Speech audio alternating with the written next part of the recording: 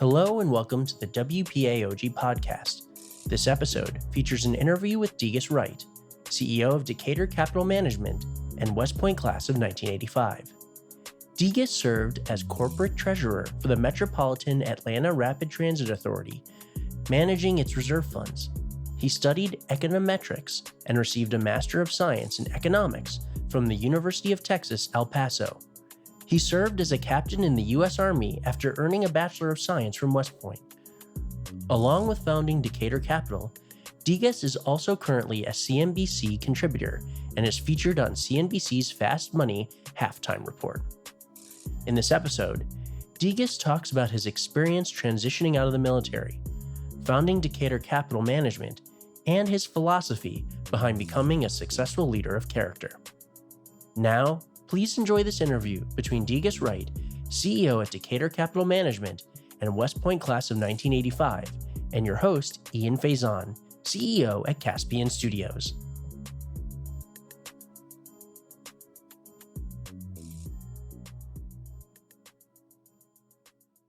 Welcome to the West Point AOG Podcast Network. I'm Ian Faison, CEO of Caspian Studios, and today we are joined by a very special guest, Mr. Degas Wright. Degas, how are you? I'm doing well, Ian. It's great to be here with you. Great to have you on the show. Excited to chat about your background, all the cool stuff that you have been up to since the glory days at our Rockbound Highland home. So let's get into it. Can you tell us a little bit about your current company? Yes, my current company is, we founded the company in 2000. It's Decatur Capital Management, and we focus on being good stewards for our clients' financial resources, be they institutions, corporations, families, foundations, endowments, because we feel it's important to assist our clients by designing customized investment solutions to meet their objectives. And so flashback all the way to West Point. Can you tell us what led you to go to West Point in the first place? Well, it really starts with my parents. I was very fortunate and blessed to have my paternal grandparents adopt me when I was 3 months old. And that made all the difference in the world for my life. I recall that my mother, Katie Lou Williams Wright, graduated from Fort Valley State College and was the first person in our family to graduate from college with a teacher's certificate. And she instilled in me the love of learning. My father, Claude Wright, was a career soldier serving 31 years and was in World War II and the Korean conflict. And so I learned service by watching his military career. And then both parents instilled in me a faith that I carry on today. And so growing up, I always wanted to be like my father. And I told him that, I wanted to be a soldier like him. And he looked at me and said, "Son, if you're going to be a soldier, I want you to be an officer." And so that led me in high school to join the GRTC program. And my military instructors put me in for a nomination because of our unit, because of the GRTC program. And I was very fortunate to get that service nominated pathway to West Point. My dad said the same thing. He was a PV2, and he told me, never made it to specialist, never made it to PFC, but, he told me, "Hey, if you go in, you gotta go in as an officer." And that's started my story too, so it's funny how that stuff works. Exactly, yes. How did your upbringing guide and affect you on your journey to West Point, the military, and work after?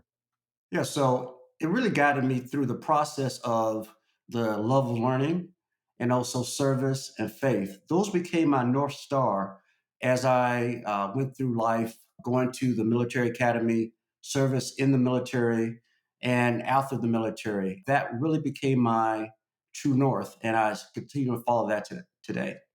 You had a meaningful stop, along the way at MARTA.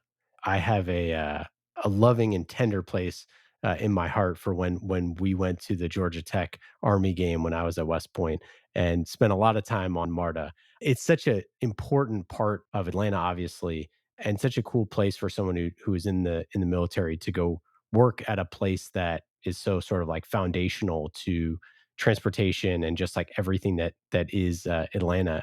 Pretty cool that that you got to spend time working in technology there. It was a great place to work. I started at MARTA. I started out as an analyst, became a manager, assistant treasurer, and then treasurer. But there's one job in particular that I really leaned into my West Point experience. And that was when they asked me to, unfortunately, the leadership of the technology department really wasn't meeting the CEO's expectations, general manager for Marta's expectations. And they had a major project. And they asked me if I would take over the department.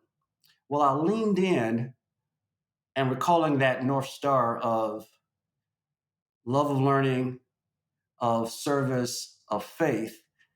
And I realized that I needed to pull into that also my education on how to be a leader from West Point. And I really think about being a courageous leader because the way I look at it, courage is not the absence of fear, it's how you overcome fear. And so, I have this mnemonic that I've used through life, and that mnemonic is fear. And the F stands for find out the source of your fear. E stands for engage that fear, that source. A stands for ask and acceptance of assistance. And then R stands for rejoice. So as I went through the opportunity at MARTA, I was selected to be the vice president of technology, the chief technology officer for MARTA. And it was so much different from what I was doing as the treasurer. I had to learn about cybersecurity. I had to learn about how to use legacy technology, how to transition it to new technology. And also, as I was learning all this, I had to keep the trains running because that was on the technology system. And so I went back to that mnemonic fear. And I said, first of all, I have to be able to deliver what the CEO wants. So that was the first, that F there, that fear of failure, not being able to deliver. And then E was engaged. I had to really dive into that love of learning and service because I had to get to know the employees. I had to get to know the management team of the department. And I had to ask them for assistance to get the job done. After so many months, we became more and more successful. We were able to meet the major project. And so we really rejoiced. And that major project was something, it's a little project called Y2K. And we were able to meet that, meet that goal and objective. And on that day when the clock strolled over to 2000, everything worked at MARTA because of the work that we and the technology department did accomplish together. It's incredible. I mean, I think it's one of the things that West Point and the military prepare you most of all for is jumping into a job that you have no experience in, right? It's like every step of the way, you're going to get thrown into a role that you've never had before in the military, most of the time. And then even if you've been in that role before, you get dual hatted with something else, right? Like, and by the way, you're also going to be the, whatever. You're going to be the post inspector for XYZ. And you're like, wait, what am I doing? So I feel like that it's part of the system. How did you sort of adapt to being a technologist after spending time in finance? Well, it goes back to the love of learning. I had to quickly understand the different software and hardware from the vantage point of knowing how to direct the team and what would be the priorities for the department. So, once again, that love of learning played a key role. And then going back to that mnemonic, I had to engage with the team on an ongoing basis. So one of the first things I did, you may remember doing this in the Army, you would go out and meet with your privates. And if they're doing a task like in the motor pool, you start asking questions, you start looking over their shoulders, and you allow that private in the Army to teach you their job because that shows to them that they are worthy of your attention and time, and that builds morale. And so what I did is that I went out to all the different technology locations. And if I was talking to a programmer, I would talk to the programmer. I would ask them to show me what they're working on. That built morale within the department. And so as we built that morale, I then started learning what would make them successful. As you recall, Ian went from your military service. You wanted to give your soldiers the best opportunity to be successful because you knew that if they were successful, the team would be successful. And that's the approach I took. When did you come up with the fear mnemonic? Well, it started back when I was a plebe. There's two stories I'll tell about plebe year. One talks about the faith and how faith can really play a key role as your time at West Point. I was selected as a Protestant Sunday school teacher to the West Point staff's children. And I was given the task of passing out Bibles to my classmates plebe year. And so I was, doing that task, walking down the hallways, going into each of my classmates' rooms, delivering the Bibles. So I was out in the hallway, and I had this junior, as you know, we call them cows, stop me and said, "Mr. Wright, what are you doing in my hallway?" And I looked straight ahead. I said, "Sir, I'm delivering Bibles to my classmates." And all I heard was just laughter all around me. And that upperclassman looked at me and said, "Mr. Wright, carry on." And that upperclassman never hazed me again that whole year. So that's an example of how faith can really make a difference. And so with that, that leads into that mnemonic fear. Because as you remember, we had to pass a swim test. Oh, yeah. So I was part of what was referred to back then as the rock squad. And so I would go and practice swimming, but that fear mnemonic really started to develop then because I had that F, fear of failing that test, because I realized I had to pass that test to stay at West Point. E, I had to engage. So when I went to practice at the pool, I was really committed. I was really focused. And then A, though, was ask and accept assistance. I had an upperclassman, a senior, firstie, come to me one day during formation, and he said, "Mr. Wright, I understand that you're in the rock squad."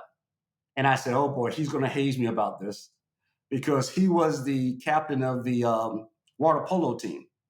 And he said, "Mr. Wright, what we're going to do is that you're going to meet me in the afternoon at the pool, and we're going to practice." And obviously, being a plebe, I said, "Yes, sir." We went to the pool. He prepared me. He practiced. He told me all the nuances and tricks of how to do the test properly. And for a whole week, he met at the pool and he worked with me. And so the day of the exam came, the test came for the swimming test. And I was so confident when I got there. I was just looking forward to the test because I knew I was going to pass. And I went through, passed the test, and I was in formation the next day. And the upperclassman came to me and said, "Mr. Wright, I understand you passed the exam." And I looked at him with a smile and said, "Yes, sir. Thank you, sir." And he just smiled and walked away. But that was, as you know, a plebe and a first, that was the extent of our celebration. But I was able to rejoice because of his ability to help me, to assist me through that process. And that really talks about West Point and what West Point means, because sometimes you are the one being assisted. Other times you can assist others. And even one more story. As I was a little bit older, at this time I was a cow, I was a junior, and I was still teaching Sunday school, Protestant Sunday school teacher. And I went to someone that was a sophomore, a yearling, and asked them, would they like to join me and be a Sunday school teacher? And he joined us and did a great job as a Sunday school teacher. The reason I want to share that is that many years later, I found out that that individual was actually thinking about resigning and leaving West Point that week. But by me just asking them to help me teach the class, they renewed their interest in staying at West Point. And so by me just doing what any cadet would do, that had an impact that sometimes we don't know. So sometimes you can help others, and sometimes you're the one being helped. I always go back to cooperate and graduate being such a foundational element of a place. One of the things that I think makes it so special is that you're all competing for your branch and your post, and you're ranked all the time, 24/7.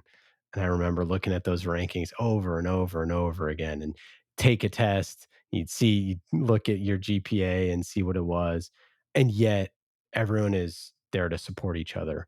And the best upperclassmen always were like that, right? That they understood when you needed to be coached, and they understood that like hazing has a purpose, and what the purpose is to, create structure and development and get people motivated to be better, and not to be like just this punitive thing that is like meant to be mean.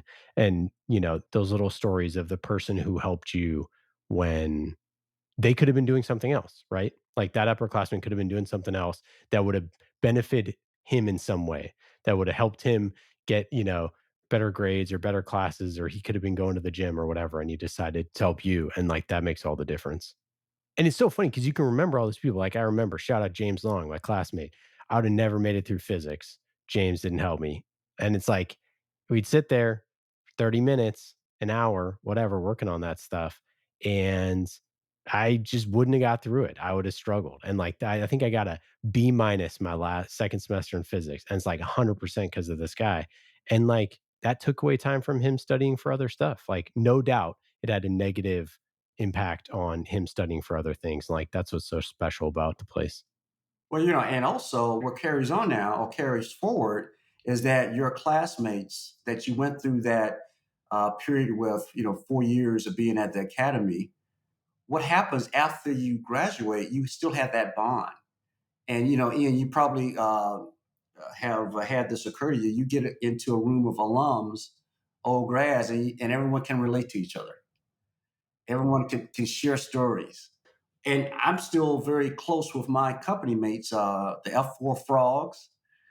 We have a virtual book club for the last 3 years, and we meet virtually every week or once a week, and we talk about different books that we're reading. And so we have read several books over this period of time, and we're looking at history through conflict. And we started with the American Revolution, and now we're into the Indian Wars out west. But that has actually continued to build that bond. And so now we get together twice a year for different activities. I love that. We do something very similar, but completely the opposite, which is we have a fantasy football league that me and a few classmates are in. And so it's mostly just us talking on a text thread about fantasy football. But, and then we get together once a year for the fantasy football draft. But like it's so special. And I think that one of the things that, you can catch up so quickly as if a day hasn't passed when you get the time with your classmates, because you did something that nobody else would really understand. You had an experience with your first roommate at West Point. Can you tell us about that? As everyone knows, we have those great granite buildings on campus. And so one day, my roommate and I were walking, down the various sidewalks and looking at the buildings. And my roommate just complained and said, "These buildings are just gray and very, sad, just terrible buildings."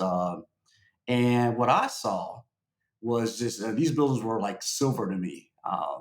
I really enjoyed being there. This was my dream school, but we had two different perspectives. And so that roommate left after freshman year, and I had the great privilege and blessing to have continued through and was able to graduate. And so that taught me very early on. It's your perspective that makes all the difference. So flash forward to you're the CTO of MARTA, and you're working on big problems, obviously, and you decide to move on and create Decatur Capital Management. Why'd you do that? Early on in my career, I was serving as a consulting, putting together what was called disparity studies. And disparity study was a study to analyze, evaluate the amount of discrimination that occurred to people of color. The disparity studies that I was working on was looking at business formation. So that planted the seed that one day I would like to start a business, to be an entrepreneur for all those that came before me that did not have that opportunity. And from that seed grew Decatur Capital Management. And now, 20 something years later, what's it like seeing the growth of the organization over the years and managing something for so long that is enduring? Well, thank you for that. To me, the difference or the impact is serving as a steward for our clients. So that extends that service as that North Star for me. And we become that steward, we become that firm that assists our clients to meet their financial objectives. And that's very important. And to extend that stewardship, that service, we're involved in the community with a college intern program. And we've had a college intern program for over 20 years now. And so many of the alums of the intern program are now mid-level managers. We've had a intern that went on to become a White House fellow. We have business owners that were college interns.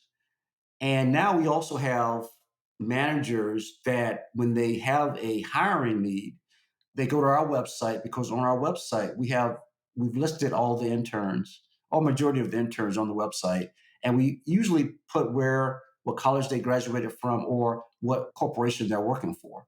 So now this becomes a resource not only for the interns while they're working with us, but also later on in their careers. And so this is comes full circle because we wanted to set up a network, and it's happening, it's coming together. And so that's been very rewarding to stay in touch with the interns over the years, but also to see their success. It also is just great having young people around. The energy, the excitement to learn all those things. It's really important. We just brought on our first intern this year at Caspian, and we have a pretty young team just generally. It's been fun working with our intern, working with some of our associate producers who are a little younger, and just getting a different lay of the land than the way that you see things. Tell me a little bit more about Decatur, about the principles, your work, and the goals, and how that sort of evolved over the years.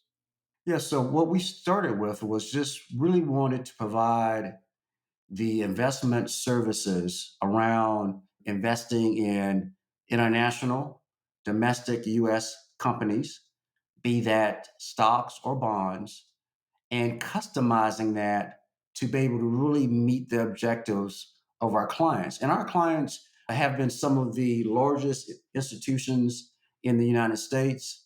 We also work with families, corporations, foundations, and endowments because each one of those clients may have different needs, and each client may have a need for a more customized approach because the most important thing we can do as being stewards and fiduciaries for their funds is to first listen to what they want to accomplish. And once we have a good understanding of that, we can then put together a strategy around their objectives. And so that's what makes this exciting. And also, this goes back to that love of learning. Every day, I get to understand a company better because I get to focus on what that leadership team is doing to develop a competitive advantage. Because if a company has a competitive advantage, that's going to benefit my clients. And so we want to be able to identify those companies. But that requires me to continually learn about companies, continually learn about those companies that have the best competitive advantage.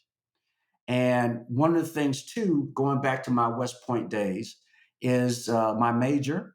I have to give a shout out to class of 1985 because we were the first class with majors. My major was mathematical science, and I use that training, that education to this day in what I do because we put together quantitative models. And for those old grads that still may remember the HP12C, I still have mine and it still works.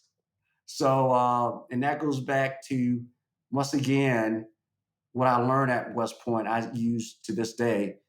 You still have your computer from West Point? I do. So I do. I still have the HP 12C. It still works. I still bring it out.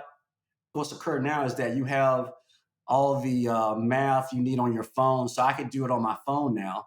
But before that occurred, I used to bring it out and still use it when I need to do calculations. But now, once again, I'm trying to stay up with technology, so I use my iPhone now. That is too funny. Obviously, you studied leadership your whole life. You talk about the importance of leadership, both for your organization and also, externally. Can you tell more about your leadership philosophy? My leadership philosophy is that a leader must first serve. And that's what I aspire to do every day. Because what I've learned through this journey is that by serving my team, my clients, first, the team, I have to really understand their roles in the firm to make sure they have the best tools possible. Because if I can ensure they have the best tools possible, and I also ensure that they're doing what they enjoy doing, they're going to be successful. And at the end of the day, our firm will even be more successful. And so, service is where I start as a leader. And I know that this was something that was instilled in me when I watched my father during his military service. I learned that when I was at West Point, the example of the upperclassmen assisting me with the swim test. Service is so critical for a leadership, for a leader's journey. And if you don't have service, you're not going to be successful as a leader. You've also kept yourself physically fit, which is a hard thing to do. How do you think about sort of staying fit and being well rounded, not just working your brain, but also your body? Yeah, because that's something that's very important. And as you mentioned, Ian, as we get older, it becomes harder to stay physically fit. And so I enjoy being outdoors. And one of the things that my son got me involved in was scouting. And so, as I got involved in scouting, we would go camping on the Appalachian Trail or Sapelo Island, Georgia, or even Philmont, New Mexico. And each opportunity provided me a opportunity, a chance, a really privilege to share my love of the outdoor with other scouts and my son. And I enjoy cycling because that's really tested me.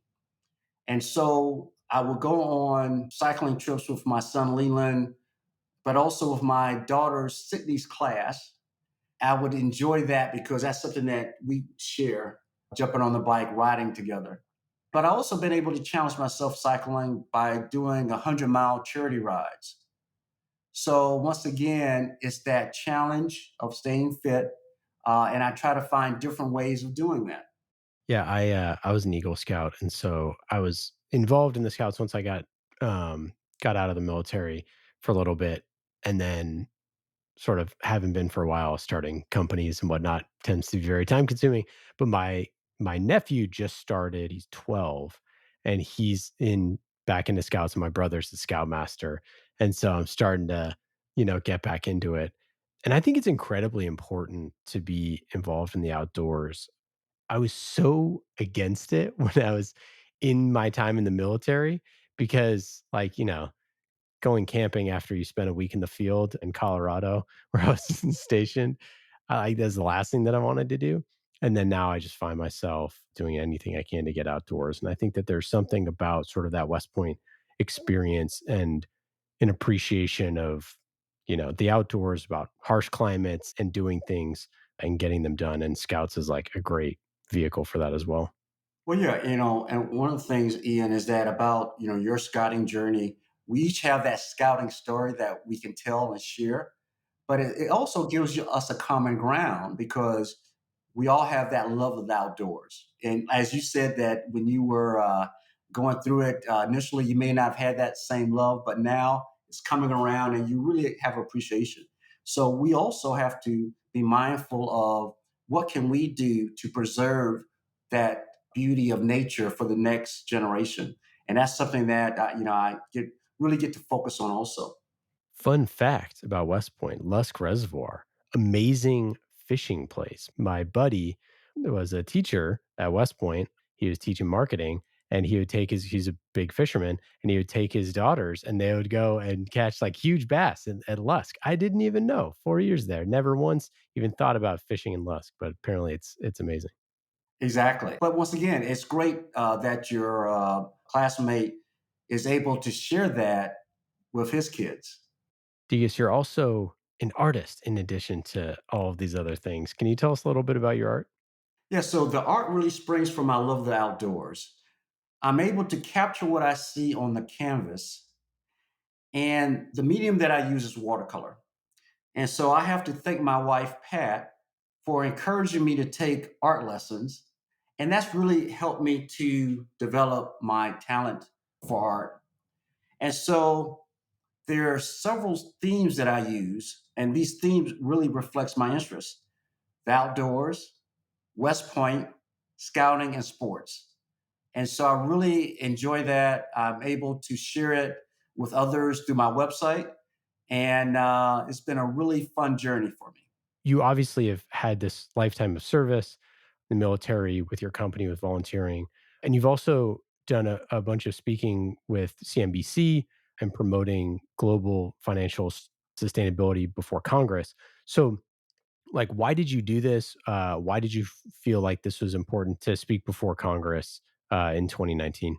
Yeah, and this goes back to what I talked about serving our clients. And my focus has always been providing the best service and identifying those companies that give us an opportunity to return shareholders' value. And so that's been the driving force for working with our clients.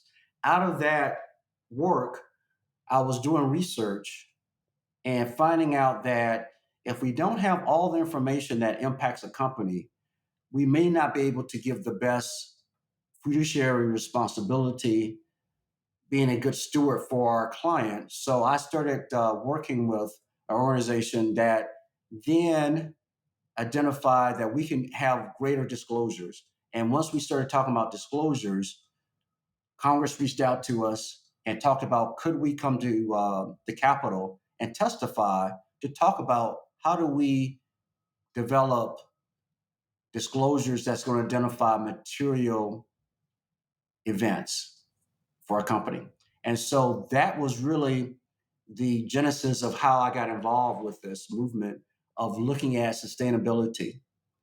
And also, interesting enough, we talked about scouting, it goes full circle because I'm looking at opportunities for companies to buy for our clients that would add value. But at the same time, sustainability has a impact on our environment. And we all are very familiar with what's happening with the wildfires in North America, in Europe, and now in Maui.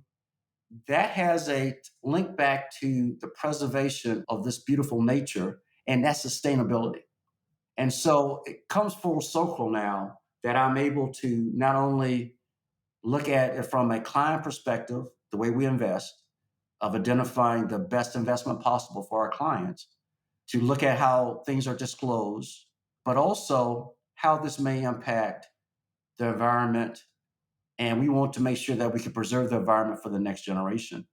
And then it's been a great privilege and honor for me to be on CNBC to talk about the capital markets. You also served on the African American West Point Alumni Group and being involved in West Point AOG, of course. How important is it to be a part of West Point, to be a part of AOG, to be a part of being a grad? Right. So, and this goes back to when we talked about the relationship I have with my classmates. But what we want to do, and I'll just talk about Do More Together, the African American alumni group for West Point. We wanted to make sure that every graduate feels a connection.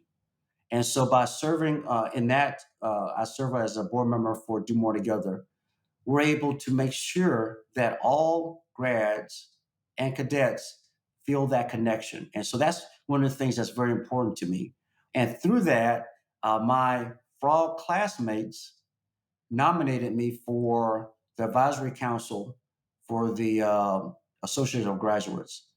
So now I'm able to connect with other alums, other grads.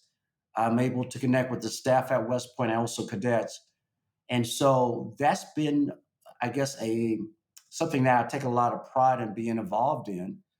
Just recently, this week, and I was able to talk to a high school class about the benefits of West Point. And so, because I think as a grad, we feel that West Point is a special place, and we want to make sure that others get to benefit from that. And so that's been very exciting for me to be a part of it.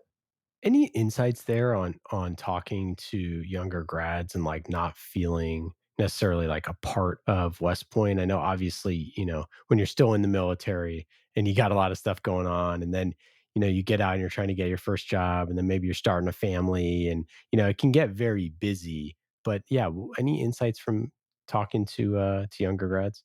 One of the things I tell younger grads is to really connect with the network of grads, and I really focus on that because I think you bring up a good point.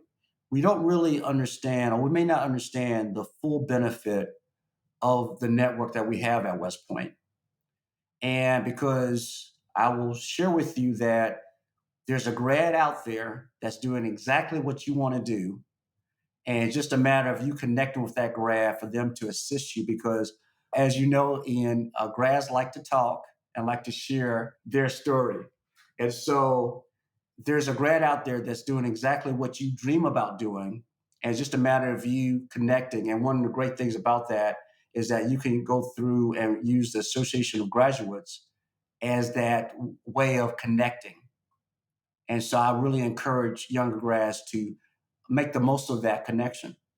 I got a huge start in my career and help from Anthony DeToto, the late Anthony DeToto, and he taught me about this thing they called like naive networking, and he's sort of like essentially this idea of like, don't ask for a in-person meeting when a call will do. Don't ask for a call when an email will do. Don't ask for an email, send an email when a text will do, sort of a thing, and sort of how to do that. And I always that framework really helped me when I reached out to other grads when I needed support on something to say like, "Hey, I don't need an hour of your time. This is what I'm looking to do. If there's any way that, you could support me, whether it's, via a chat or whether it's via just pointing me in the right direction or pointing me to someone else." And he was super helpful, not just with that advice, but opening his network up to me. And like I wouldn't be here, in this where I am now without his, a ton of support from him when I was trying to do some stuff. And like there's so many grads that I've connected with over the years that have been so helpful, and you just never know. And like I've got the opportunity to pay some of that stuff forward as well. But like you said, there's someone out there doing the thing that you want to be doing. And even just talking to them and saying, "How did you get here?" is sometimes, the push you need. Exactly. Yeah, final question here. So, obviously, we've been talking about it this whole episode, but how did your experience from West Point in the military prepare you to be a leader and set you up for success? That's a great question, Ian. And so going back to the North Star of love, of learning, of service to others, and faith has really been that North Star for my whole career, be that at West Point in the military or after the military. Because, one of the things that I've experienced is that it drives me too, in that it goes back to a Bible verse that I remember, Luke 12:48, I believe. To whom much is given, much is required. And so I feel that I've been blessed with much.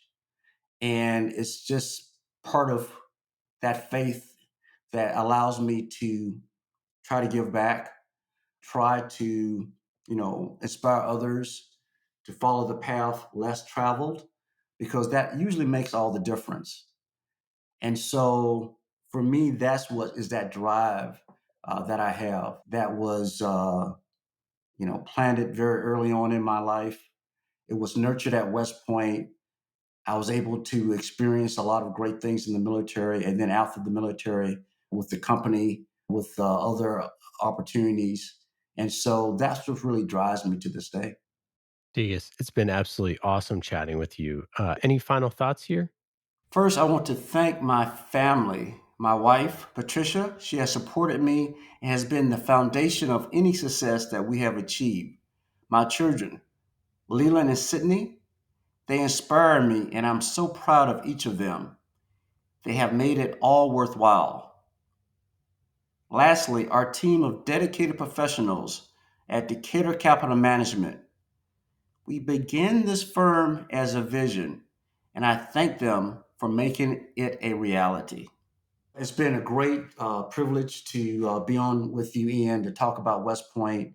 And once again, we just want to inspire others to appreciate the opportunity of West Point, but also to pay it forward, as you mentioned, because there's so much that we can do not only at West Point in the military, but in the greater community, because the need for leaders, cannot be easily addressed. And so there's always going to be that need for leaders of character. I could not agree more.